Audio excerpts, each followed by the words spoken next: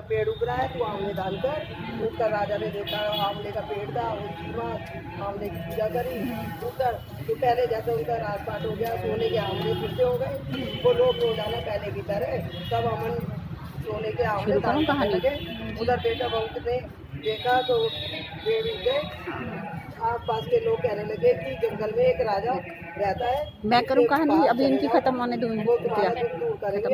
लोग वहाँ पहुँचे तो रानी ने ऊपर से देखा, अपने उसने कहा कि मेरे इनको काम पे रख लो, इतने में काम पे रख लोगे तो कम कमाओगी, मजदूरी कहाँ से दोगे। एक दिन रानी ने अपनी बहू को बुला कर कहा कि मेरे सिर धो दे बेटा। बहू ने सिर धोने लगी तो बहू के आंख में से आंसू रानी की पीठ पर गिर गया। रानी ने पूछा कि तू रोने कैसे लगी बेटा। तो जैसे बाल को बताया बात, वो बोली कि मेरी सास के भी पीठ पर ऐसे ही मस्सा था। वो बोली कि 1.25 मन आंवला मेरी सास रोजाना दान करती थी। हमने उन्हें आंवला दान करने के लिए मना कर दिया और घर से निकाल दिया। जब सास बोली कि मैं ही तुम्हारी सास ससुर हूँ, तुमने ही हमें घर से निकाला था, लेकिन भगवान ने हमारा सत रखा।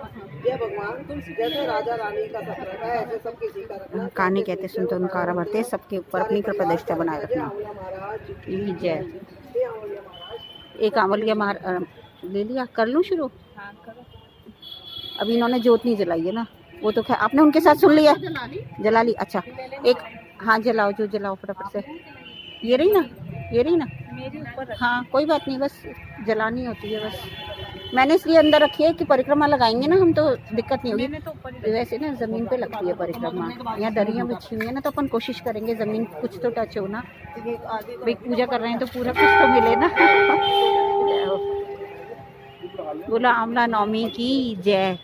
एक आंवलिया राजा था, वो रोज़ 1.25 मन आंवले दान किया करता था और सोने के आंवले बनाता था और वो दान, सोने के आंवले बनवाता था, वो दान करता था।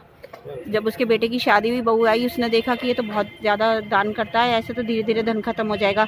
उसने टोकना शुरू कर दिया कि सोने के आंवले दान करते हो घर ख़त्म हो जाएगा, सारा पैसा ख़त्म हो जाएगा। राजा ने जो है चांदी के आंवले दान करने शुरू कर दिए। बहू फिर भी चिड़चिड़ करती रहती थी कि बहुत ज़्यादा आंवले दान करते हो, बहुत ज़्यादा, इतना कोई दान थोड़ी करता है। उन्होंने तांबे के, फिर कांसे के, फिर पीतल के, फिर स्टील के और सबसे आखिरी में उन्होंने आटे के आंवले बना के दान करने शुरू कर दिए। बहू फिर भी चिड़चिड़ करती रहती थी कि जी ऐसे थोड़ी होता है, इतने दान करोगे तो वैसे ही घर ख़त्म हो जाएगा। उनने जो है राजा बोला मैं आंवले दान करना नहीं छोड़ूंगा। बहू ने कहा सुनी करके उसको घर से बाहर निकाल दिया। बड़े दुखी हुए, चलते चलते जंगल में चले गए। वहाँ जाके जंगल में रहने लगे। रात हो गई, रोते रोते सोचने लगे। सुबह उठ के राजा ये सोचने लगा, भगवान जी माफ़ करना, हमें नहीं लो आप परिक्रमा में, आप आगे से परिक्रमा लगाओ। हाँ आगे से लीजिए परिक्रमा, हमें मत लीजिए परिक्रमा में, हमारी परिक्रमा मत लीजिए, आगे से लीजिए आप। हम परिक्रमा में नहीं, आप माता की उनकी परिक्रमा कर रहे हो ना, आगे लगाओ। तभी तो मैंने पूछा था कि आगे आगे बनाना है। तो उनने जो है राजा ने कहा कि सुबह कैसे करेंगे, मैं तो कुछ खाऊंगा ही नहीं अगर दान नहीं हो सकेगा तो वो तो राजा पब्लिक बैठी होती है, वो कोई बात नहीं। तो राजा भगवान जी ने कहा कि अगर ऐसे होगा तो मेरा नाम खराब हो जाएगा। भगवान जी ने जो है सोने का पेड़ लगा दिया घर के बाहर उनके, और उसको राजा को कहा कि उठ के देखते रहे घर के बाहर में आंवले का पेड़ लगा हुआ है, आराम से दान करो और भोजन खाओ। उनने कहा ठीक है। राजा ने जो है सुबह उठ के देखा, आंवले दान करने लगा, सारे में नाम निकल गया कि राजा जो है सोने के आंवले दान करता है। उनने जो है बेटे बहू ने सुना, धीरे धीरे उनके घर में खाने के लाले पड़ गए, अन्न धन खत्म होने लगा घर के अंदर। उन्होंने कहा क्या करें, राजा से पूछा, रानी और बेटे और बहू के पास सब पैसा ख़त्म हो गया। एक आदमी ने बताया कि जी एक राजा है, वो सोने के आंवले दान करता है, तुम जाके देखो, वो तुम्हारे को सोने के आंवले दान करेगा, तुम्हारी गरीबी दूर हो जाएगी। उन्होंने कहा ठीक है। वो वहाँ पहुँच गए कि जी हमने सुना यहाँ सोने के आंवले दान होते हैं। ये देख के राजा ने अपने बच्चों को पहचान लिया, रानी ने पहचान लिया। उन्होंने कहा इनको काम पे दे देते हैं, एक बार के सोने के आंवले से क्या इनका गुजारा चलेगा। अपने यहाँ काम पे लगा लिया। और वो रानी जो है खा पी के इतनी अच्छी तगड़ी हो चुकी थी, इसलिए उन्होंने पहचाना नहीं, बेटे बहू ने उनको पहचाना नहीं। जब वो एक दिन रानी बोली बहू से अपनी कि मेरे को कमर से धुला के नहला दे, रानी ने जैसी बहू जो है कमर धुला के नहलाने लगी, देखा तो उसकी पीठ पे मस्सा था, वो टप टप रोने लगी। सास बोली तू मेरी काया को देख के रोए कि मेरी माया को देख के रोए। वो बोली ना मैं तुम्हारी काया को देख के रो रही, ना मैं तुम्हारी माया को देख के रो रही।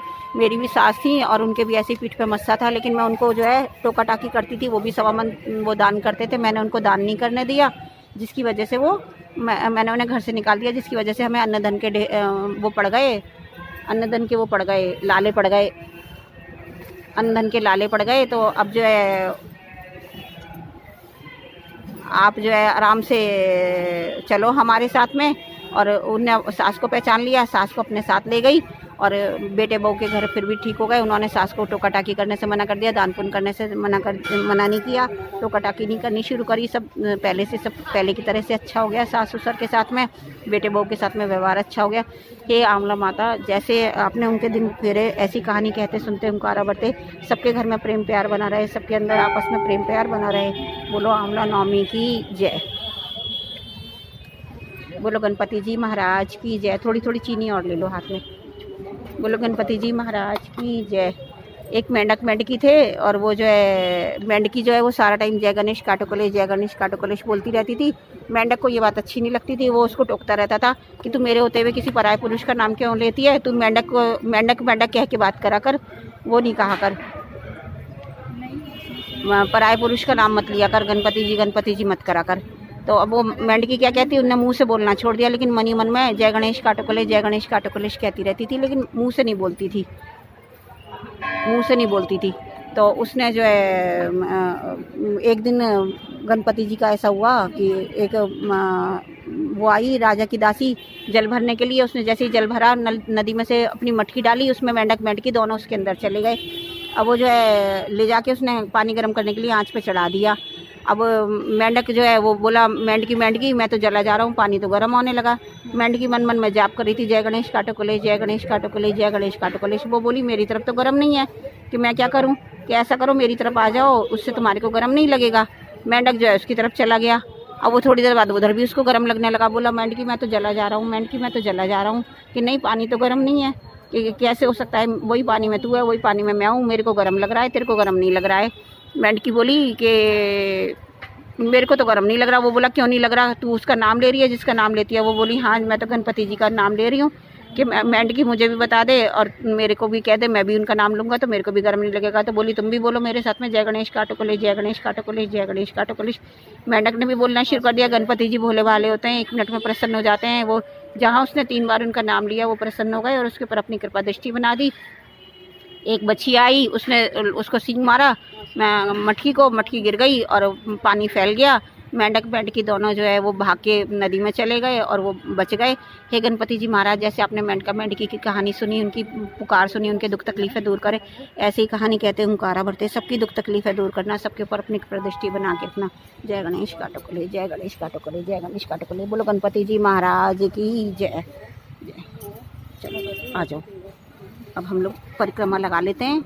जितनी आपसे लगे लगा लेना, 8 लगानी हो 8 लगा लेना, 108 लगानी हो 108 लगा लेना।